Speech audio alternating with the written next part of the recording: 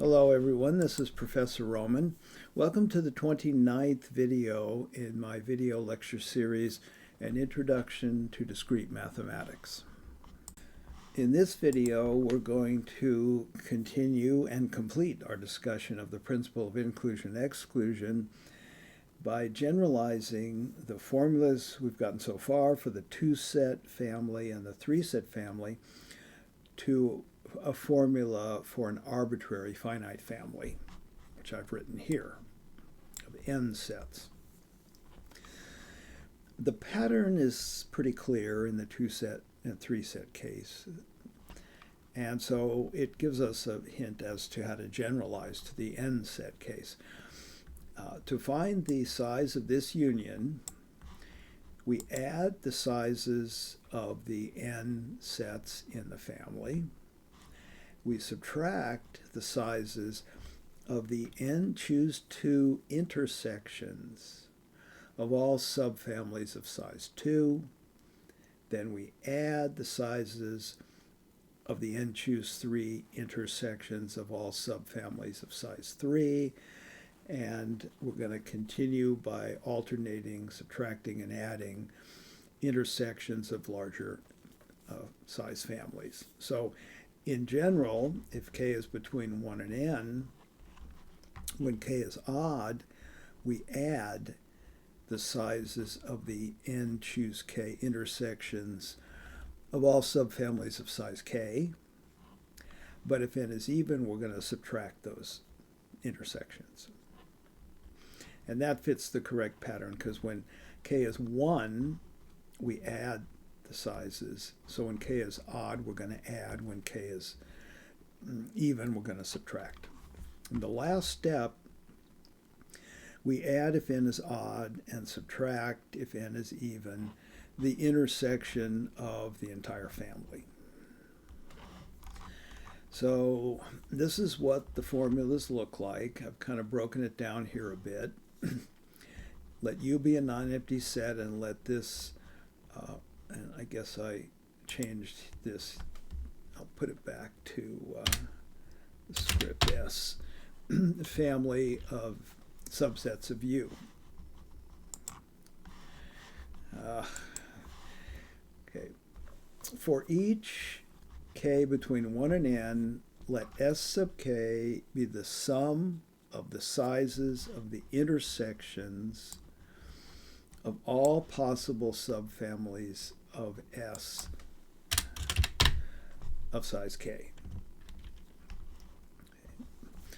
So this is the sum over I1 through IK, ranging in the range 1 to n, of the size of the intersection of those particular members of the family. Okay. So I'm going to just call that S sub k. The number of elements of the universe that lie in at least one of the sets A sub I is the size of the union of the A sub i's, and that is given by this formula. And if we write out S sub k, it looks like this. It's not the most pleasant formula, but that's what it is. Okay. We'll talk about cases where it simplifies in a few minutes, and I'll give you some examples.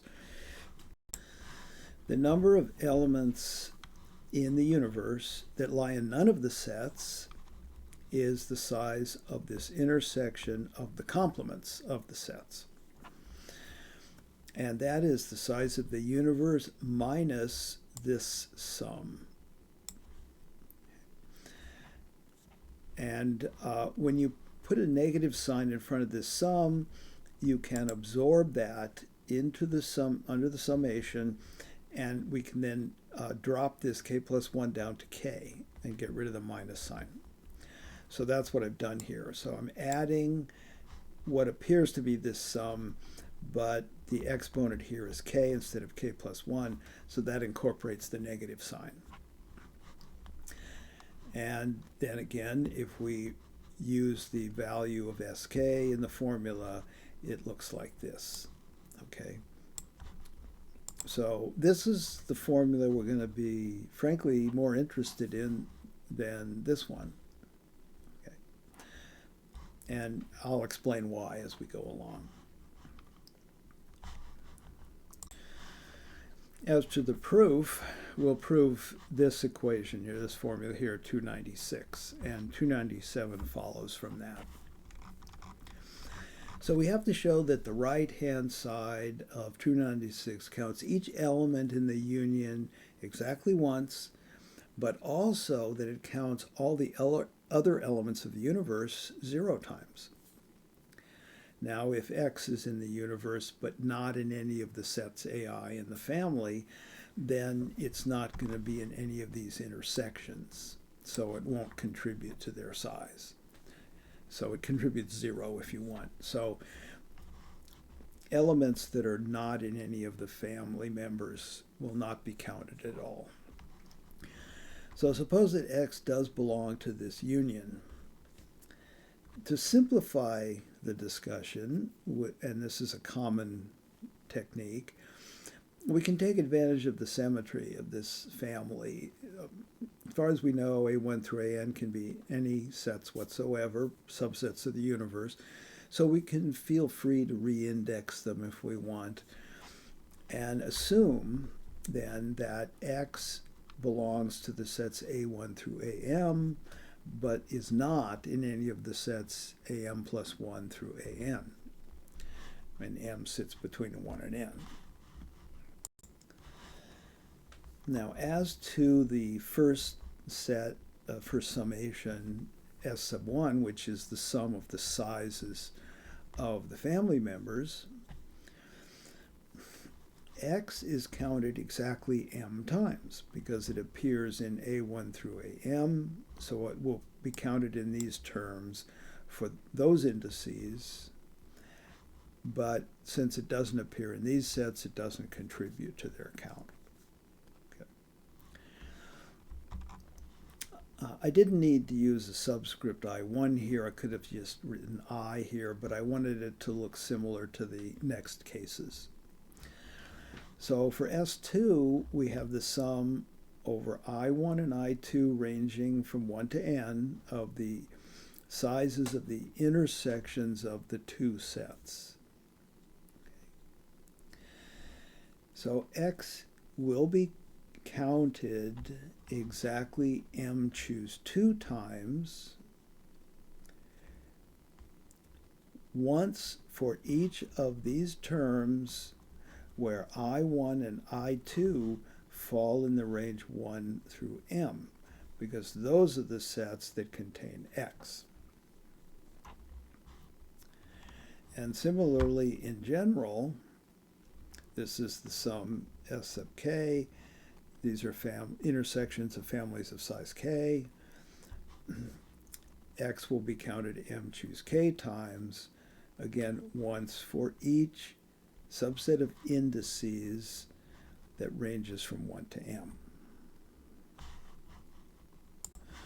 So the total number of times that X will be counted in the entire formula here, this one, is going to be M choose 1 minus M choose 2, and so on, up to negative 1 to the M plus 1 M choose M. Okay. The first one was M, which is M choose 1. The second, X was counted M choose 2 times, but we subtract because the signs alternate, and so on. So all we're left with is figuring out how to evaluate this sum. We did that actually in an earlier example, but rather than going back and trying to track that down, if you look at this expression, it should remind you of the binomial theorem. We have the alternating signs and we have the binomial coefficients starting at the lower number 1, 2, 3, up to n, m. And so if we tack on the front m choose 0, and change the signs to alternate immediately here. So this is a negative sign. This is precisely equal to this. And I have written 1 to the m minus k so you can see the pattern. The exponents add up to m. Here's our m choose k in the binomial formula. This is equal to 1 minus 1 to the power m. This is the expansion of 1 minus 1 to the m, which is, of course, 0. So then we push all these terms, except the first one, to the other side, and we get this sum we're interested in, which is reproduced here, and it's equal to m choose 0, which is 1. That's exactly what we want, because it shows that each element x in the union is counted exactly once. And that's the proof. This may be a proof you'll want to go over a couple times just to make sure it's clear. And I would advise that before moving on, frankly. There is often a pattern to the use of the principle of inclusion-exclusion. And I've not heard it expressed before, but it's not too deep, so let's take a look at it. Oftentimes, we want to know the number of elements of a set that satisfy a series of requirements. And I'll give you an example. A surjection from a set X, finite set, of size n to a set Y of size m, and I've written out the elements of Y, is, as you know, a function f from x to y for which m requirements must hold. Namely, y1 has to be in the image of f, so does y2, all the way up to ym. This is a fancy way of saying that the image of f is, in fact, all of y. I've just repackaged it in terms of requirements. So in order to count the number of surjections from x to y, we can let a sub k be the set of all functions f from x to y for which the kth requirement is not satisfied. And you'll see why I want it to be not satisfied in a minute. So yk is not in the image of f. Then the set of surjective functions, is precisely this intersection. Okay? Because A1 complement is now the set of elements that does satisfy, well, the first requirement. And so this set will be the set of elements that satisfies all m requirements. In this case, the requirements for being surjective. The size of this set is given by the principle of inclusion-exclusion. And you see now why I mentioned that this formula is really going to be more useful to us in the examples and applications than this one. That isn't to say this isn't useful, it's just the way it worked out for the examples we're going to look at.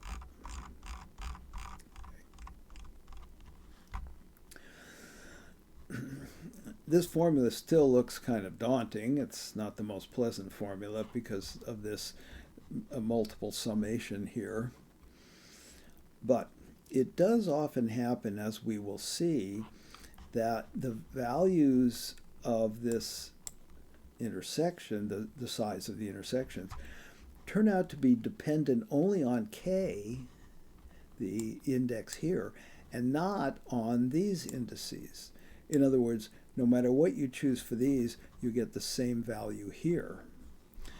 So it would look something like that. I'll let alpha sub k be the common value of all of these numbers. And when that happens, there's a dramatic reduction in the complexity of the formula because this sum, of which there are m choose k terms, all have the same value, alpha sub k, and so the formula now looks like this. So this side is much more pleasant. Okay. So we'll take a look at the examples and you'll see how that goes. And I will, from time to time, I hate writing this all the time. I can copy and paste, it's no big deal for me, but it bloats the formulas so much that sometimes it makes them hard to read. So I'm going to continue to retain this notation, S sub k is this sum. I won't use it all the time, but I will use it sometimes. Well, now let's take a look at some examples, and we'll do the surjection one first. So x is a set of size n, y is a set of size m less than or equal to n, otherwise there are no surjections at all. Then the number of surjections is given by this formula. As to proof, first a bit of notation. This is a customary notation to denote the set of all functions from a set x to a set y. It's common to use an exponential-like notation, y superscript x. This is not exponentiation.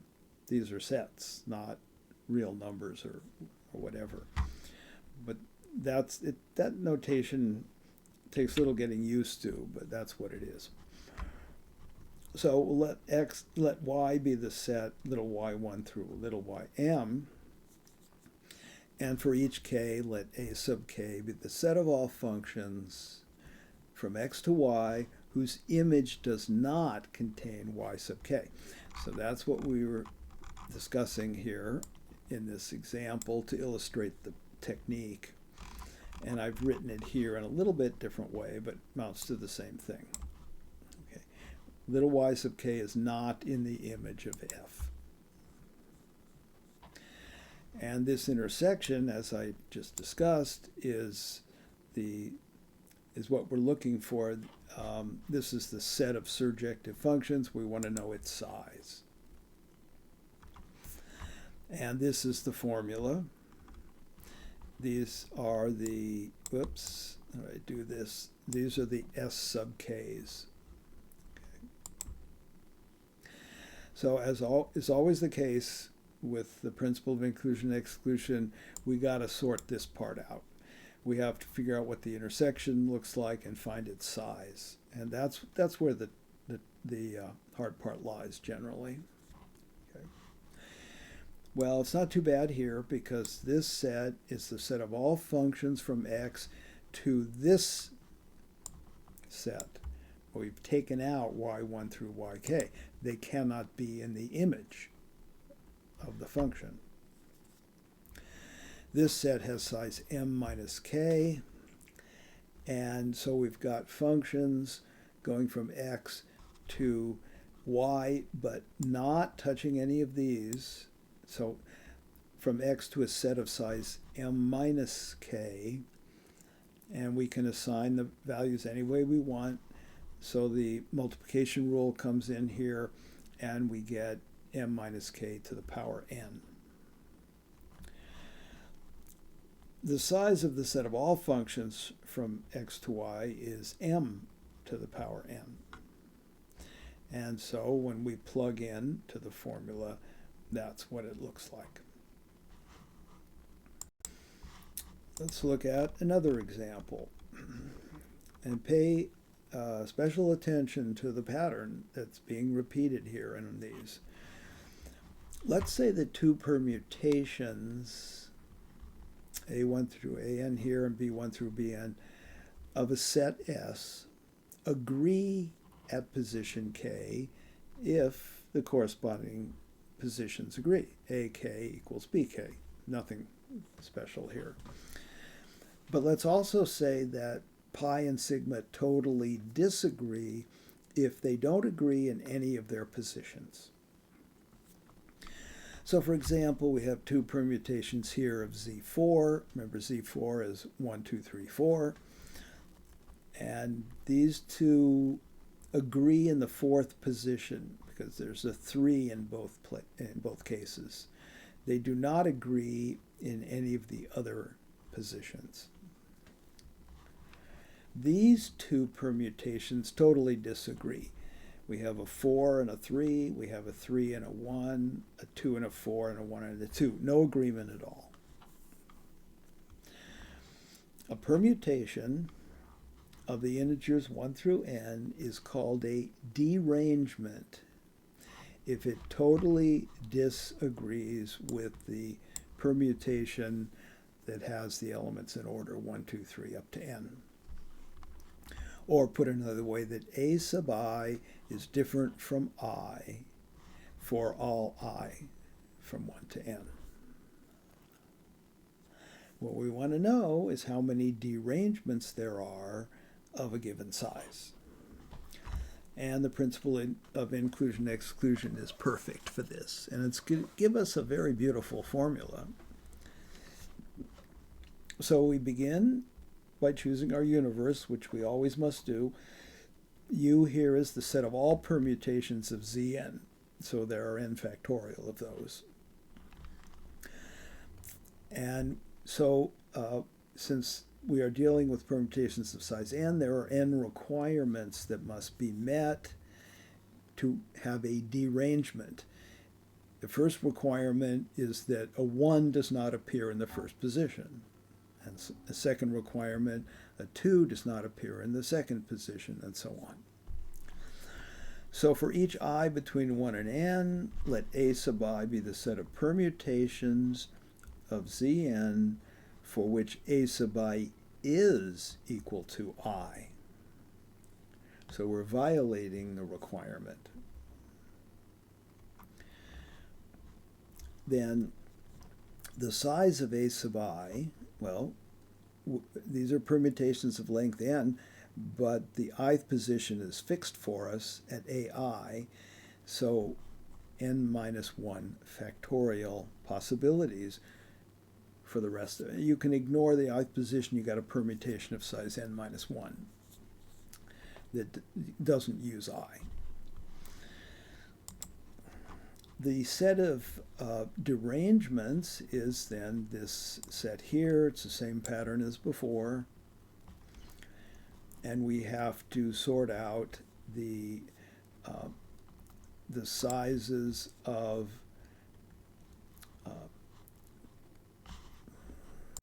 the intersections of the various subfamilies. This intersection consists of all permutations that agree with this standard permutation here, 1 through n, in these positions, I1 through ik. So those positions are fixed, they're filled. We have the freedom of choice for the rest of the positions, of which there are n minus k, so that's n minus k factorial. We've already said that the size of U is n factorial, so we just plug into the formula, and this is what we get. After simplifying this a little bit, it looks like this. Could also pull out the n factorial. So the number d sub n of derangements of size n is given by this formula. I wrote it out here so you can see its pattern. It's very nice. N factorial times 1 over 0 factorial minus 1 over 1 factorial plus 1 over 2 factorial, and so on. Example, the number of derangements of size 4 is 9, and here are the derangements. This example is quite common. It tends to get used a lot to describe derangements of numbers, not people. 6 married couples come to a dance. In how many ways can the 6 men dance with 6 women if no wife is willing to dance with her husband? So this is the derangement problem. And we assume that the men are lined up in a straight line and numbered 1 through 6. and that the wives get the same number as their husbands, so 1 through 6 for the wives, then an acceptable pairing of man and woman to dance of the 6 men and 6 women is a derangement of size 6. And there are 265 of those. So this could be a very long dance session. Now, if you studied calculus, you might notice that this sum that appears in the formula for d sub n is the nth partial sum of the Taylor series expansion for 1 over e. And I'll let you think about that. If you haven't studied calculus, you don't know what a Taylor series is, not to worry. You can trust me on this one. So for large values of n, d sub n is approximately equal to n factorial times e inverse. And it turns out this Taylor series converges pretty rapidly, and so these approximations are really very good, even for relatively small values of n. So for example, for n equals 6, we know the value is 265. 6 factorial e inverse comes out 264.87. It's very close. Okay. And so for large values of n, nobody wants to try to use the formula. We can use this approximation very easily. Well, now that we've had a pretty good look at the principle of inclusion and exclusion in all its glory, we can use this principle to help finish the table that we had started earlier. We have 3 more formulas to fill in. So far, we've counted multisets and words with unrestricted multiplicities. That's this first row here. We've counted multisets and words with no repetitions allowed. Actually, that's the third row. We've counted multisets and words with fixed multiplicities, specifying the multiplicities. That's the second row. We've also had some good success with multisets in the case where all elements are used in the multiset. That's this cell. And when we have general lower bounds on the multiplicities, which didn't cause much problems, we could just do a lower boundary translation, and that's this cell. So let's take a look at multisets with restricted multiplicities. So now we're dealing with these 2 cells here, either general upper bounds or both upper and lower bounds. Okay. So as to multisets of size k taken from a set S of size n, we'll first consider the case of just upper bounds. Once we've mastered this case, as much as we can, then it's going to be a simple matter to add the lower bounds, because we can do a lower bound translation, which will revert to the case of just upper bounds. So this is what we're going to concentrate on right now. So let U be the set of multisets of size n.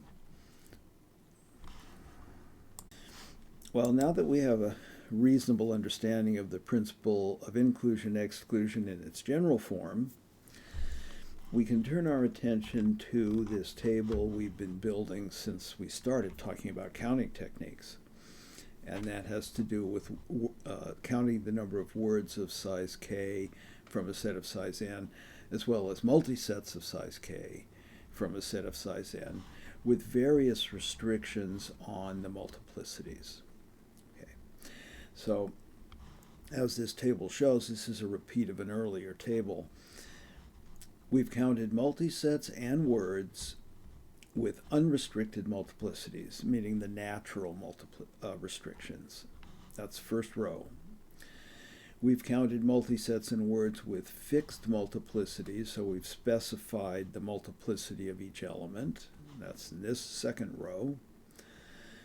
We've counted the multisets in words with no repetitions allowed, so the multiplicities are either 0 or 1, and that's the third row. We made some headway with multisets in the rest of the table. Multisets where all elements are used is this cell. Multisets with general lower bounds is this cell. And these two are very closely related. It was just a matter of doing a lower boundary translation. Okay. So we have, as I say, these three cells to fill in, and the principle of inclusion and exclusion will take care of all three. So let's begin with multisets with restricted multiplicities. So that's the last two cells here in this third column. So as to multisets of size k taken from a set of size n, the place to start is with just the upper bounds. No specific lower bounds, so the lower bounds would be 0. Because once we've done that, we can handle the general case by lower boundary translation. And that's pretty easy, as we've seen. So let U be the set of all multisets of size k taken from S of size n. And as the pattern we've been using indicates, we should let A sub I be the set of all elements of U in which this requirement does not hold. So AI, little ai, appears at least ui plus 1 times. It violates our requirement here. And then, as we've seen, the answer to our problem, the number we're looking for, is the size of the intersection of the complements of these sets. So let's gather what we need to plug into the principle of inclusion and exclusion formula. The size of the universe is n multi-choose k, because this is the multiset coefficient. Now, as to the size of A sub I is the set of elements of U in which little a sub I appears at least ui plus 1 times. So to form such a multiset, we first toss in ui plus 1 copies of little ai, and then we flush out the multiset by including an additional k minus the quantity ui plus 1, or k minus ui minus 1 elements. So that's why this is the proper multiset coefficient, n multi-choose the rest of the elements. And that works in more general setting. We have I1 through ij. We will toss in the required number of copies of each element, ui1 plus 1, ui2 plus 1, up to uij plus 1. And then we have to fill in the rest of the multiset. So these numbers S sub j, these sums, look like this. It's not pleasant, but that's what it is. Here's the problem. In this case, unlike the previous cases of derangements and surjections, whoops, that's not what I wanted to highlight. This depends on the indices indirectly through the upper bounds. It depends on the upper bounds. So it depends on these indices of summation. So there's not going to be the collapse that we got in the previous examples surjections and derangements. Okay. Unless, of course, all the upper bounds are the same. If they're all equal to the same value, we'll get some collapse. So the formula is just going to be more complicated, and this is what it looks like. Okay. This is the size of the universe. This is the usual summation, alternating sum, and this is the S sub j part, which we can't simplify.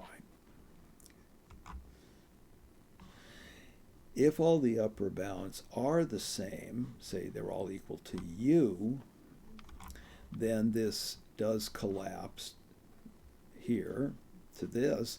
Now this does not depend on the indices of summation. It doesn't matter which I1 through ij we pick out of the set 1 through n. And there are n choose j possibilities, and they're all equal to this value. I've just written it a little differently here. And so we get a somewhat nicer formula, actually quite a bit nicer. Okay. So here is the theorem. S is a set of size n. The number of multisets of size k taken from S, where we just specify upper bounds, is this number. That's the same formula I wrote here. If we specify lower bounds as well, we have to subtract the sum of the lower bounds. So that's adjustment is made here, whoops, and also right here. Okay. If all the upper bounds are the same, then much of this will collapse. This summation here will collapse. We still have the L, the sum of the lower bounds, but this is a much simpler formula. Nonetheless, we go back to the table here. You can see why I referred to these as complex formulas. Okay. But at least we have a formula. Imagine trying to do this without the principle of inclusion-exclusion. So we've got one cell left to do, and that is words with restricted multiplicities. Well, the situation is not good here. Let me go back to the table again. You'll notice I have 3 blank cells indicating that we're not going to get anything. The best we're going to be able to do is when all the elements are used. So let's go back here. The principle of inclusion and exclusion will give us a formula, but only, as far as I know, only in this case where we have lower bound of 1 on each multiplicity. So in other words, every element in the underlying set is included in the word. Okay. And this is the same pattern that we've seen several times. So we'll let U be the set of all words of size k over S, and for each I between 1 and n, let A sub I be the set of, this should be words over S, and this should be over also. Words over S of size k in which AI does not appear. So that's the negation of this. This says that AI appears at least once. Negation, AI doesn't appear. I don't know why I keep saying permutations here, but this is words again. Must have been a bad day. And the set of all words over S in which each element appears at least once is, as usual, this intersection of the complements. So we need to compute its size. Right. Now, A sub I is essentially just the words of size k taken from this set rather than from the full underlying set S, because we're excluding the element A sub I. And since we're dealing with words and not permutations, we're free to choose anything we want from the underlying set for each position that's still available. Okay. And so the underlying set now has size n minus 1. There are k places to fill, so n minus 1 to the k power. That's the multiplication rule. And in general, if we have several indices from 1 to n, this set, the intersection of these sets, consists of all words, I finally got it right, over S in which these elements do not appear. So we reduce the underlying set to this set, which has size n minus j. And so same reasoning as we had up here, there are n minus j to the power k possibilities. And now S sub j, this nasty sum, does simplify because this does not depend on our choices of I1 through ij. There are n choose j possible choices, and they all equal this value. So we get this nice formula. And I've written it here. I've also expanded it so you can take a closer look. Okay. So we do get, if I go back to the table, I called it a so-so formula. Okay. Actually, relative to these formulas, it's quite nice.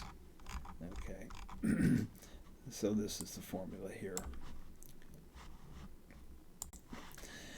This result can be rephrased in terms of placing balls into boxes. So in particular, a word of size k taken from a set of size n in which every element appears at least once is the same as a distribution of k distinguishable balls into n distinguishable boxes in such a way that no box is empty. Okay. It's the elements of the word that make the choices of the box. Since every element in the underlying set appears in the word, every box has to be chosen. So that was a missing proof we had earlier, part 1b of Theorem 279. One simple example, the number of permutations of size 5 taken from a set of size 3 in which each element of the set appears at least once is given by this formula, and that's 150. Well, we have at last completed this table that we've been working on for some time. The 3 cells here are too small to hold the formulas, so I've listed those formulas below. And that concludes this portion of our study of counting techniques. We'll do some more counting in the next chapter when we talk about recurrence relations. The next section in this chapter, the last section, is an introduction to probability. This material is, well, if I might say so, much simpler than what we've been doing in the last couple of videos. The only counting we do in this section is using the multiplication rule and binomial coefficients. No multinomial coefficients, no multi-set coefficients, no principle of inclusion, exclusion. So, partly for that reason, I've decided not to do a video on this introduction to probability. It's here for you to read if you're interested in it. The other reason I'm not going to cover it is because this course is getting to be quite long. We've done 29 videos so far, and we still have somewhere around 170 pages of material left to cover, 3 chapters. A chapter on recurrence relations, a short chapter on advanced counting techniques, and then a long chapter on graph theory. So I want to move on to those topics. Thank you for watching this video, and I hope to see you in the next video.